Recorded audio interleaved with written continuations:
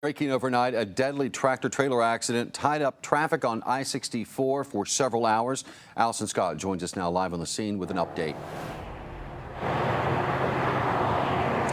Hey, thanks, Dave. Yes, traffic isn't really tied up anymore. We do have two of these lanes open. It's the left lane and the middle lane. So traffic is kind of moving along pretty quickly out here.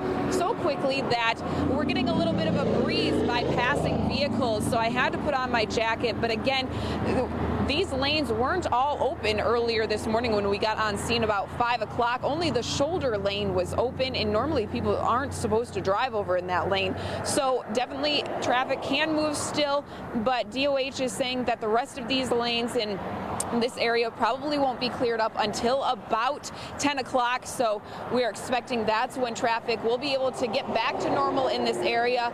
For now, reporting live here in South Charleston, Allison Scott, Eyewitness News. All right, well, there's